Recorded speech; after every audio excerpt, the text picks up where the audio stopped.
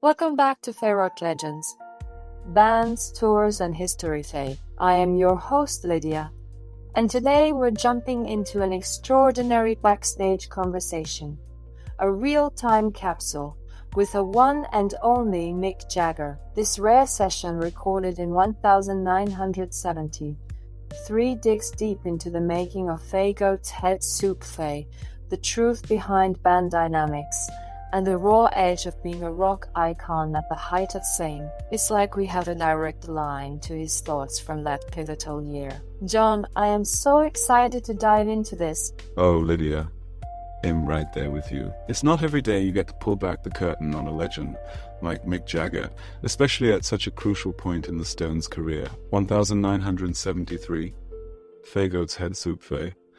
It's just after Fae Exile on Main Set. Asterisk. A behemoth.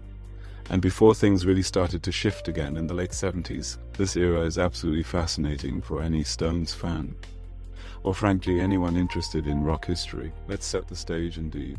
Absolutely. And right off the bat, what struck me from that interview, John, was Mick's honesty about interviews themselves. He opened with this really telling statement: "I only do interviews with people I know. I am not going to walk into a room where someone tries to trip me up." That just screams self-awareness and the protectiveness of his image and his band. Does not it? It really does. Lydia, it speaks volumes about the relationship between rock stars and the press in that era. A time when things were, a bit wilder and less curated than today. For someone as iconic as Mick Jagger, who was constantly under the microscope, to be so selective, it tells you he values authenticity and control over the narrative. He's not there for the gossip. He's there for the message. Exactly. And he elaborates on that, saying something like, "It is to let people know what you are doing. That is all. It is not about selling his soul or engaging in a popularity contest. It is purely about informing the audience about their music, their tours." It is a very practical, almost pragmatic approach to media engagement, which is quite refreshing to hear from a rock god. I mean, think about it, Lydia. At that point, the Stones were probably the biggest band in the world. They did not need Fae to do interviews for exposure in the same way a new artist would. So, when Mick says it is just to let people know what you are doing, it is coming from a place of immense power and confidence. He is saying, we are doing our thing. And if you want to know about it, here is the official word, on our terms. That's so true, John. It's a position of strength, and it leads us nicely into what they were doing, preparing for a new tour. He hinted at big changes for their upcoming British tour, saying, "It'll be different, new songs, some fresh arrangements." That's what keeps it interesting. This wasn't just another run of Nell tour for him, was it? Not at all, Lydia. This is where the context of the 72 American tour becomes crucial. That tour, the Stones touring party, was absolutely legendary for its scale, its excess and its raw energy. Mick even mentioned that UK fans didn't get the full American show previously, so this 73 British tour was clearly an effort to rectify that, to bring that same level of spectacle and intensity home. Right? Because in the UK, they hadn't really seen the full theatrical, almost arena rock Stones that had developed in the States. He seemed really keen on elevating the experience for their whole crowd. It wasn't just about playing the hits, it was about evolving the live show, making it an Fae event Fae. It's a testament to their continuous push for innovation, even when they could have just coasted on their fame. Precisely, and that desire for new songs, fresh arrangements, speaks to their artistic integrity. They were not just a jukebox band then. They were always looking forward, always trying to surprise themselves and their audience. That is a huge part of why they have had such incredible longevity. Do not you think, Lydia, that restless creative spirit? Absolutely, John. That creative restlessness is their lifeblood, and it certainly applied to the making of Fae Goat's Head Soup Fae itself. Mick shared some fascinating details about the recording process, particularly the location. They cut the album in Jamaica. He said, "We cut the album in 2 weeks. Most tracks were done on site. It sounds radically different from Fae Exile's Fae. 2 weeks! That's incredibly fast for an album of that magnitude." 2 weeks. Lydia, is just mind-boggling, especially considering the sonic depth and complexity of Faye Goat's Head Soup Faye. It really underscores their approach at the time, Faye capturing raw energy and spontaneous creativity. And the comparison to Faye Exile Faye is key. Faye Exile Faye was this sprawling, dense masterpiece, recorded in a basement in France, very gritty and almost claustrophobic in its intensity. Faye Goat's Head Soup Faye, recorded in sunny Jamaica, definitely has a different vibe, a certain lightness and a more polished, yet still dark sound. Yes, it's almost like a breath of fresh air after the glorious chaos of Faye Exile Faye. Mick admitted the sessions were tight and focused. He even mentioned, "We had more tracks than we could fit. We had too many last songs we really liked." Can you imagine the amount of incredible material that must have been left on the cutting room floor from those sessions? It's a bittersweet thought. Oh, absolutely, Lydia. The Stones' outtakes and unreleased material from that period are legendary. It just highlights how prolific they were, and that tight focus Mick talked about. That's what often happens when you record in a new, inspiring location far from distractions. Jamaica clearly had a galvanizing effect on them. It forces a certain intensity, a decision to make every moment count in the studio. It really does. And speaking of Jamaica, the album title itself, Faye Goat's Head Soup Faye, is just so wonderfully quirky and evocative. Mick explained its origin. It's just a local dish in Jamaica, goat's head soup. That's what they were serving. We just liked the sound of it. It's so unassuming, yet it perfectly captures that sense of place and the exotic, slightly mysterious vibe of the album. I love that story, Lydia. It is such a classic Stones move, taking something completely ordinary from their immediate surroundings and elevating it into this iconic album title. It is not some deep philosophical statement. It is literally what they were eating, and yet it works perfectly. It has got that gritty, slightly off, kilter charm which perfectly matches the albums. A little dark and a little raw. Right?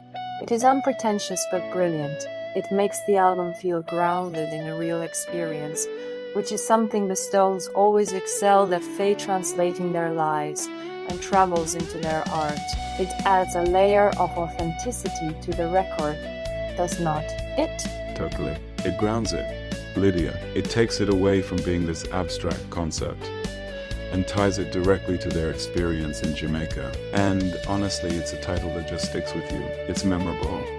It's a little bit strange, and it immediately makes you think of that particular time and place. It's pure rock and roll branding genius, whether they intended it that way or not. It really is. Moving on to the band chemistry and collaborations. Mick shed some light on who was playing on the album. He confirmed, "It's mostly the Stones. Nicky Hopkins and Billy Preston are on keys. Mick Taylor was there for all sessions." That's a powerful lineup right there, John. Especially with those guest musicians. Oh, absolutely, Lydia. Nicky Hopkins and Billy Preston talk about bringing in the big guns for keys. Hopkins, of course, was almost an honorary Stone by then, having played on so many of their classic tracks, and Billy Preston, with his gospel-infused funkiness, added such a unique flavor to the record. You can really hear his influence, especially on tracks like Angie or Do Do Do Do Do, Heartbreaker. His Fender Rhodes just shines. And the fact that Mick Taylor was there for all sessions is also significant. His guitar work on Faye Goat's Head Soup Faye is just phenomenal. So fluid and melodic. He really brought a different texture to the band's sounds during his tenure.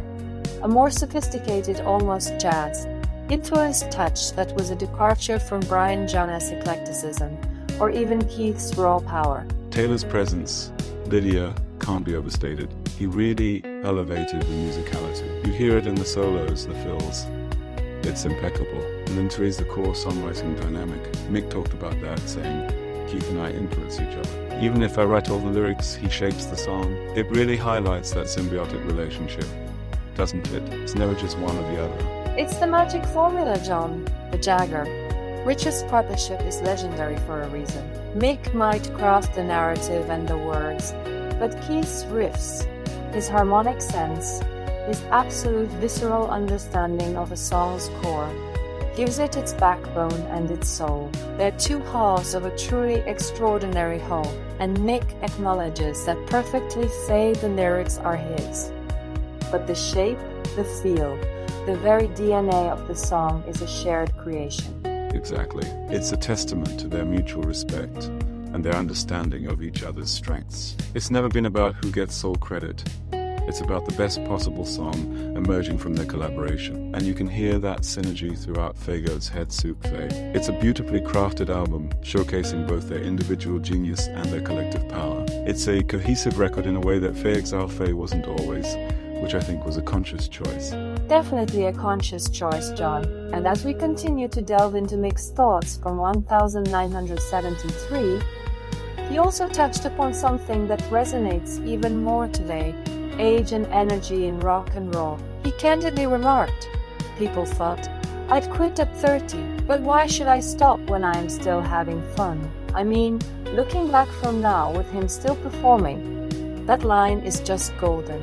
Oh, Lydia, that line is absolutely iconic now. Imagine the foresight. In 1973, 30 Faye was Faye considered old for a rock star.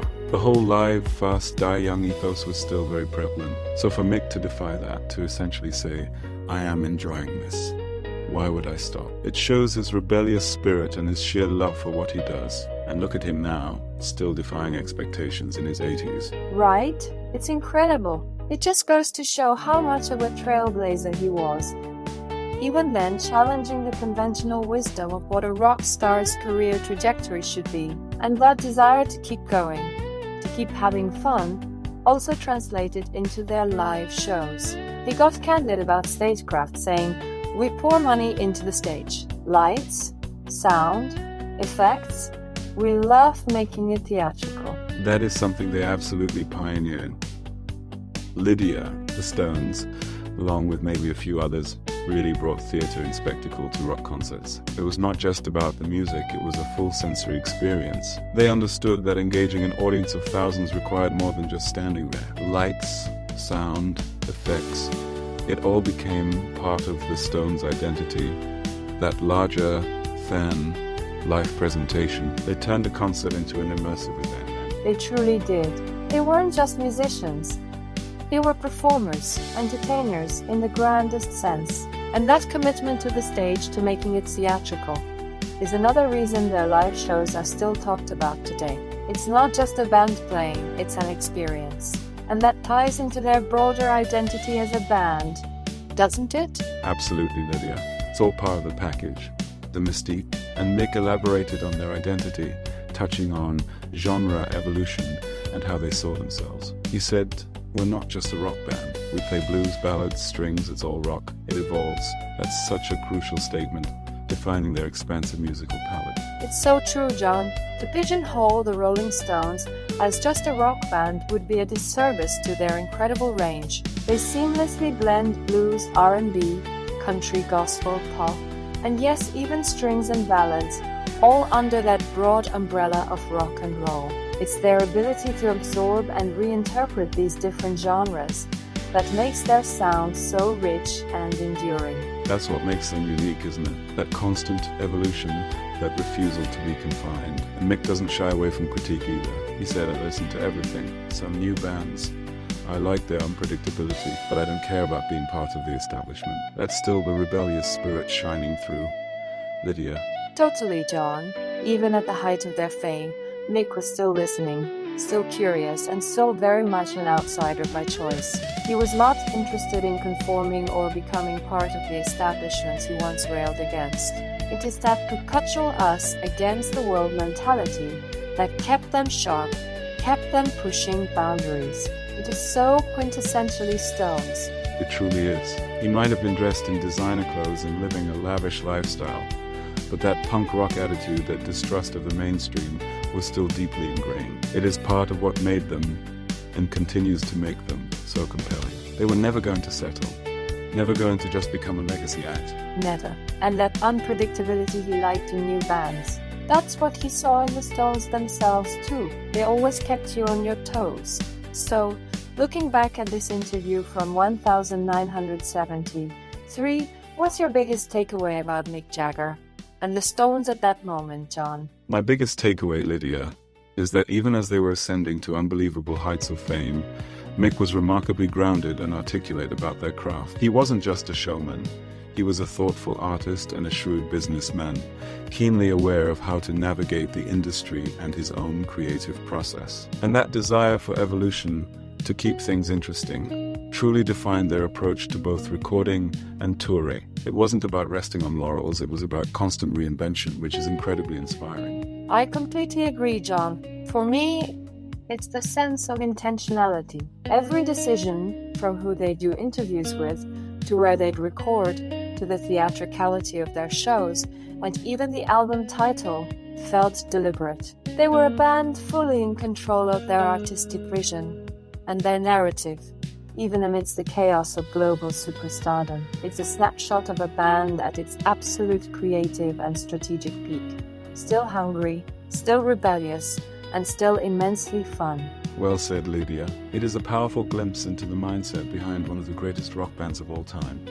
Shaping an album that, perhaps overshadowed by Faye XR Faye at the time, has truly grown in critical appreciation over the years. Faye Goat's Head Soup Faye is a gem, and this interview helps us understand why. That was Mick Jagger, in his own words, from the heart of 1973. If you enjoyed this deep dive into Faye Goat's Head Soup Faye, make sure to follow, share, and join us for the next episode on Faye Rock Legends, Bands, Tours, and History Faye. Until next time, stay loud, stay legendary.